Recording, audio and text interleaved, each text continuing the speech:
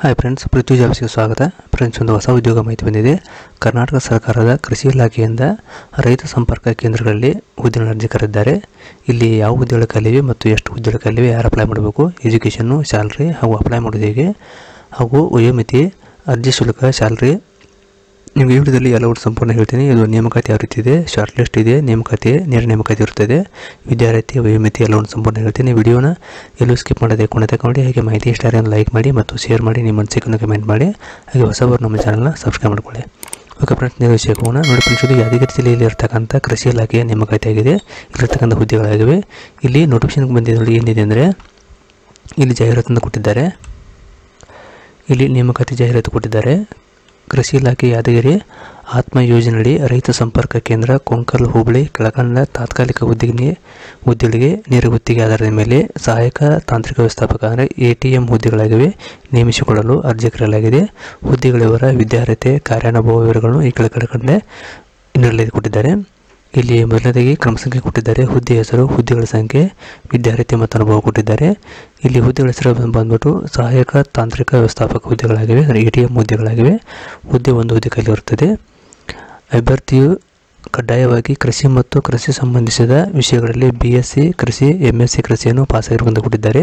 ಹಾಗೂ ಕನಿಷ್ಠ 5 ವರ್ಷಗಳ ಕೃಷಿ ಸಂಬಂಧಿತ ಸಂಸ್ಥೆಯಲ್ಲಿ ಸೇವಾ ಅನುಭವ ಇರುವಂತ ಕೊಟ್ಟಿದ್ದಾರೆ. ಅಭ್ಯರ್ಥಿಯು ಕಡ್ಡಾಯವಾಗಿ ಕಂಪ್ಯೂಟರ್ ಜ್ಞಾನ ಹೊಂದಿರಬೇಕು. ಅಭ್ಯರ್ಥಿಯು ಕಡ್ಡಾಯವಾಗಿ ಕನ್ನಡ ಮತ್ತು ಆಂಗ್ಲ ಭಾಷೆ ಓದಲು, ಬರೆಯಲು ಮತ್ತು ಟೈಪಿಂಗ್ ಬರಬೇಕಂತ ಕೊಟ್ಟಿದ್ದಾರೆ. ಸ್ಥಳೀಯ ಅಭ್ಯರ್ಥಿಗೆ ಆದ್ಯತೆ ಅಂತ ಕೊಟ್ಟಿದ್ದಾರೆ. ಮೊದಲಿಗೆ ಇಲ್ಲಿ ಸೂಚನೆ ಕೊಟ್ಟಿದ್ದಾರೆ. ನೇರ ಗುತ್ತಿಗೆ ಅವಧಿ ಅಂದರೆ ಮೇಲಿನ ಹುದ್ದೆ ಸಂಪೂರ್ಣವಾಗಿ ತಾತ್ಕಾಲಿಕ ಆಗಿರುತ್ತೆ ಕೊಟ್ಟಿದ್ದಾರೆ. 1 ವರ್ಷದ ಅವಧಿ ಇರತಕ್ಕಂಥ ನೇಮಕಾತಿ ಆಗಿದೆ. ವಯೋಮಾನ 45 ವರ್ಷ ಮೀರಬಾರದಂತ ಕೊಟ್ಟಿದ್ದಾರೆ. ICAR ಮಾನ್ಯತೆ ಪಡೆದ ಸಂಸ್ಥೆಯಲ್ಲಿ BSc ಅಗ್ರಿ, MSc ಅಗ್ರಿ ಪಾಸಾದವರು ಈ ಹುದ್ದೆಗೆ ಅರ್ಜಿ ಸಲ್ಲಿಸಲು ಅರ್ಹ ಅಂತ ಕೊಟ್ಟಿದ್ದಾರೆ. ಹೆಚ್ಚಿನ ಮಾಹಿತಿಗಾಗಿ ನೀವು ಜಂಟಿ ನಿರ್ದೇಶಕರು 2ನೇ ಮಹಡಿ 13ನೇ ಬ್ಲಾಕು ಜಿಲ್ಲಾಡಳಿತ ಭವನ, ಚಿತ್ತಾಪುರ ರೋಡ್, ಯಾದಗಿರಿಯಲ್ಲಿ ಸಂಪರ್ಕಿಸುವಂತ ಕೊಟ್ಟಿದ್ದಾರೆ. ಇದು ಆಫೀಸಲ್ಲಿ ವೆಬ್ಸೈಟ್ ಆಗಿರುತ್ತದೆ. ಈ ಲಿಂಕನ್ನು ವಿಡಿಯೋ ಕಡೆ ಕೊಟ್ಟಿದ್ದೀನಿ, ಚೆಕ್ ಮಾಡ್ಕೋಬಹುದು. ಇನ್ನು ಅರ್ಜಿ ಸಲ್ಲಿಸೋ ವಿಧಾನ ಆನ್ಲೈನ್ ಮೂಲಕ ಆಗಿರ್ತದೆ. ನೀವು ಇಲ್ಲಿಂದ ಈ ಲಿಂಕ್ ಮೂಲಕ ಅರ್ಜಿಯನ್ನು ಸಲ್ಲಿಸಬೇಕಂತ ಕೊಟ್ಟಿದ್ದಾರೆ. ಅದು ಡೇಟ್ ಬಂದ್ಬಿಟ್ಟು 5/3/2024ರಿಂದ 15/3/2024 ಆಗಿರುತ್ತದೆ. 15/3/2024 ಸಂಜೆ 5:30 ಆನ್ಲೈನ್ ಮೂಲಕ ಅರ್ಜಿ ಸಲ್ಲಿಸಬೇಕಂತ ಕೊಟ್ಟಿದ್ದಾರೆ.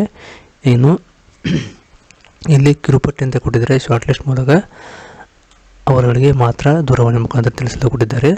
ಅರ್ಹ ಅಭ್ಯರ್ಥಿಗಳಿಂದ ಸಂದರ್ಶನವನ್ನು ಜಂಟಿ ಕೃಷಿ ನಿರ್ದೇಶಕರ ಕಚೇರಿಯಲ್ಲಿ ನೇರ ನೇಮಕಾತಿ ಸಂದರ್ಶನ ಮೂಲಕ ಅಥವಾ ವಿಡಿಯೋ ಸಂವಾದ ಮೂಲಕ ನಡೆಸುತ್ತೇವೆ ಅಂತ ಕೊಟ್ಟಿದ್ದಾರೆ. ಒಂದು ವೇಳೆ ಹಾಜರಾಗುವ ದಿನಾಂಕ ಮತ್ತು ವೇಳೆಯಲ್ಲಿ ಹಾಜರಾಗಬೇಕಂತ ಕೊಟ್ಟಿದ್ದಾರೆ. ಇಲ್ಲಿ ಸಂದರ್ಶನಕ್ಕೆ ಬರುವಾಗ ರಿಸ್ಯೂಮನ್ನು ತರಬೇಕಂತ ಕೊಟ್ಟಿದ್ದಾರೆ. ಸಂಬಂಧಪಟ್ಟ ಮೂಲ ದಾಖಲೆಗಳನ್ನು ತರತಕ್ಕದ್ದು. ನೇಮಕಾತಿಯನ್ನು ಪೂರ್ಣವಾಗಿ ಮತ್ತು ಭಾಗಶಃ ರದ್ದು ಮಾಡುವ, ಮುಂದೂಡುವ, ಬದಲಾವಣೆ ಹಕ್ಕನ್ನು ಇಲಾಖೆ ಹೊಂದಿರಿಸಿ ಕೊಟ್ಟಿದ್ದಾರೆ. ಆಯ್ಕೆಯಾದ ಅಭ್ಯರ್ಥಿಯು ಒಂದು 100 ರೂಪಾಯಿ ಚಾಪಾ ಕಾಗದ ಮೇಲೆ ನಿಗದಿತ ನಮೂನೆಯಲ್ಲಿ ಕರಾರು ಒಪ್ಪಂದವನ್ನು ಮಾಡಿಕೊಡ್ಬೇಕಂತ ಕೊಟ್ಟಿದ್ದಾರೆ. ಇನ್ನು ಕರಾರು ಒಪ್ಪಂದ ಮಾಡಿಕೊಂಡು ಅಭ್ಯರ್ಥಿ ಇಲಾಖೆಯಲ್ಲಿ ಯಾವುದೇ ಹುದ್ದೆಗಳನ್ನು ವಿಲೀನಗೊಳ್ಳಲು ಮುಂದುವರಿಸಲು ಹಕ್ಕಿರುವುದಿಲ್ಲ ಅಂತ ಕೊಟ್ಟಿದ್ದಾರೆ. ಇದು ಬಂದಂಥ ನೋಟಿಫಿಕೇಶನ್ ಆಗಿದೆ. ಇನ್ನು ಅರ್ಜಿಯನ್ನು ಹೇಗೆ ಸಲ್ಲಿಸಬೇಕಂದ್ರೆ ಇಲ್ಲಿ ಅಪ್ಲಿಕೇಶನ್ ಫಾರ್ಮ್ ಕೊಟ್ಟಿದ್ದಾರೆ ಅವರು. ಇಲ್ಲಿ ಆತ್ಮ ಯೋಜನೆಯಲ್ಲಿ ಖಾಲಿ ಇರುವ ಸಹಾಯಕ ತಾಂತ್ರಿಕ ವ್ಯವಸ್ಥಾಪಕ ಹುದ್ದೆ ಅಂತ ಕೊಟ್ಟಿದ್ದಾರೆ. ಲಾಸ್ಟ್ ಡೇಟು 15/3/2024 ಆಗಿರುತ್ತದೆ. ಇಲ್ಲಿ ಅರ್ಜಿಯನ್ನು ಭರ್ತಿ ಮಾಡುವ ಮೊದಲು PDF ರೂಪದಲ್ಲಿ ಕೆಳಗಿನ ಸ್ವಯಂ ದೃಢೀಕೃತ ದಾಖಲಾತಿಗಳನ್ನು ಸಿದ್ಧವಾಗಿರಿಸಿ ಅಂತ ಕೊಟ್ಟಿದ್ದಾರೆ. ಅಂದರೆ ಏನು ಡಾಕ್ಯುಮೆಂಟ್ ಬೇಕಾದ್ರೂ ನಿಮ್ಮ ಕ್ವಾಲಿಫಿಕೇಷನ್ ಮಾರ್ಕ್ಸ್ ಕೊಡಬೇಕೆಲ್ಲವು, ಆಮೇಲೆ 5 years ಎಕ್ಸ್ಪೀರಿಯನ್ಸ್ ಸರ್ಟಿಫಿಕೇಟು, ಆಮೇಲೆ 371 ಸರ್ಟಿಫಿಕೇಟ್ J ಪ್ರಮಾಣ ಪತ್ರ ಬೇಕು. ಜೊತೆಗೆ computer, Kannada, English typing certificate ಬೇಕಂತ ಕೊಟ್ಟಿದ್ದಾರೆ. Application for the post of assistant technical manager ಹುದ್ದೆಗಳಾಗಿವೆ. ಇಲ್ಲಿ ನೀವು ಹುದ್ದೆ ಕ್ಲಿಕ್ ಮಾಡಿದಾಗ ಸಹಾಯಕ ತಾಂತ್ರಿಕ ವ್ಯವಸ್ಥಾಪಕರು ಬಂದಿರುತ್ತೆ. ಇಲ್ಲಿ ನಿಮ್ಮ ಹೆಸರು ಹೋಗುತ್ತೆ, ಫಾದರ್ ನೇಮು, ಜೆಂಡರ್ ಮೇಲ್ ಇದ್ರೆ ಮೇಲು, ಫೀಮೇಲ್ ಇದ್ರೆ ಫೀಮೇಲ್ ಹಾಕಿ, ಡೇಟ್ ಆಫ್ ಬರ್ತ್ ಹಾಕಿ, SLC ಮಾರ್ಕ್ಸ್ ಇರುತ್ತೆ, mobile number, email ID, address, ಆಮೇಲೆ ಸ್ಟೇಟು ಕರ್ನಾಟಕ ಅಂತ ಬರುತ್ತೆ,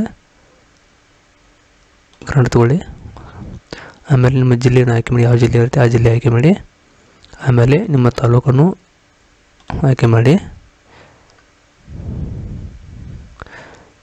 ಆಮೇಲೆ ವಿಲೇಜ್, ನಿಮ್ಮ ತಾಲೂಕಿನಲ್ಲಿರ್ತಕ್ಕಂಥ ವಿಲೇಜ್ ನೀವು ಆಯ್ಕೆ ಮಾಡ್ಕೋಬೋದು. ಇಲ್ಲಿ ಯಾವುದೇ ಇದನ್ನು ಆಯ್ಕೆ ಮಾಡಿಕೊಂಡು ಇಲ್ಲಿಂದ ಅರ್ಜಿಯನ್ನು ಸಲ್ಲಿಸ್ಬೋದು. ಆಮೇಲೆ ಪಿನ್ ಕೋಡ್ ಹಾಕಿ ನಿಮ್ಮ ಊರಿನೊಂದು. ಆಮೇಲೆ ಇಲ್ಲಿ ಕ್ವಾಲಿಫಿಕೇಷನ್ ನೋಡಿ, BSc agri, MSc agri, PhD agri, allied agri, science ಯಾವುದೇ ಇದೆ ಅದನ್ನು ಟಿಕ್ ಮಾಡಿ, ಅಂಕಗಳು ಹಾಕಿ. ಆಮೇಲೆ ಪದವಿಗೆ ಪಡೆದಂಥ ಅಂಕಗಳು, ಗರಿಷ್ಠ ಅಂಕ ಮತ್ತು ಕನಿಷ್ಠ ಅಂಕಗಳು, ಪದವಿಯಲ್ಲಿ ಬಂದಂಥ ಅಂಕಗಳು, ಅಡಿಷ್ನಲ್ ಅಂಕಗಳು.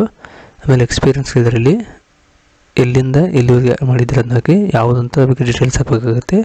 ಇಲ್ಲಿ ಪ್ರಮಾಣ ಪತ್ರ ಯಾವುದಿದೆ ಅದನ್ನು ಎಸ್ ಅಂತ ಮಾಡಿ ಅದರ ಡಾಕ್ಯುಮೆಂಟ್ ಹಚ್ಚಬೇಕಾಗುತ್ತೆ. ಕಂಪ್ಯೂಟರ್ ನಾಲೆಜ್ ಅಂತ ಹಾಕಿ ಇಲ್ಲಿ ಒಂದು ಫೋಟೋ ಅಪ್ಲೋಡ್ ಮಾಡಬೇಕು. SLC ಮಾರ್ಕ್ಸ್ ಕಾರ್ಡ್ ಅಪ್ಲೋಡು, ಆಮೇಲೆ PDC ಮತ್ತು ಘಟಿಕೋತ್ಸವ ಪ್ರಮಾಣ ಪತ್ರ ಇದು ಬೇಕಾಗುತ್ತೆ. ಎಕ್ಸ್ಪೀರಿಯನ್ಸ್ ಲೆಟರು, ಇಲ್ಲಿ ಪ್ರಮಾಣ ಪತ್ರ ಜಿ ಅಂತ ಇದನ್ನು, ಇವು ಎಲ್ಲ ಡಾಕ್ಯುಮೆಂಟ್ ಸ್ಕ್ಯಾನ್ ಮಾಡಿ ಅಪ್ಲೋಡ್ ಮಾಡಬೇಕು. ಇಲ್ಲಿ ಕೆಳಗಡೆ ಡಿಕ್ಲರೇಷನ್ ಕೊಟ್ಟಿದ್ದಾರೆ, ಇದನ್ನು ಕ್ಲಿಕ್ ಮಾಡಿ ಇಲ್ಲಿರ್ತಕ್ಕಂಥ ಕ್ಯಾಪ್ಚಾ ಈ ಬಾಕ್ಸಲ್ಲಿ ಹಾಕಿ ಇಲ್ಲಿ ಕೆಳಗಡೆ ಸಬ್ಮಿಟ್ ಅಂತ ಕಾಣ್ತಿದ್ದಲ್ಲ, ಇಲ್ಲಿ ಕ್ಲಿಕ್ ಮಾಡಿದಾಗ ಅಪ್ಲಿಕೇಶನ್ ಸಬ್ಮಿಟ್ ಆಗುತ್ತೆ. ಇದಿಷ್ಟು ಬಂದಂಥ ಇನ್ಫಾರ್ಮೇಷನ್ ಆಗಿದೆ. ಅಪ್ಲೈ ಲಿಂಕು ಮತ್ತು ನೋಟಿಫಿಕೇಶನ್ ಲಿಂಕನ್ನು ವಿಡಿಯೋ ಕೆಳಗಡೆ ಕೊಟ್ಟಿದ್ದೀನಿ, ತಾವು ಅಲ್ಲಿ ನೋಡಿಕೊಂಡು ನೇರವಾಗಿ ತಾವು ಅರ್ಜಿಯನ್ನು ಸಲ್ಲಿಸಬಹುದು. ನೋಡಿ ಫ್ರೆಂಡ್ಸ್, ನಮಗೆ ಮಾಹಿತಿ ಇಷ್ಟ ಆಗಿದೆ ಅನ್ಕೋತೀನಿ. ದಯವಿಟ್ಟು ಇಷ್ಟ ಆದರೆ ಒಂದು ಲೈಕ್ ಮಾಡಿ ಮತ್ತು ಶೇರ್ ಮಾಡಿ, ನಿಮ್ಮ ಮನಸ್ಸಿಗೆ ಕಮೆಂಟ್ ಮಾಡಿ. ವಿಡಿಯೋ ನೋಡೋದಕ್ಕೆ ತುಂಬ ಧನ್ಯವಾದಗಳು. Thanks for watching. Jai Hind, Jai Karnataka.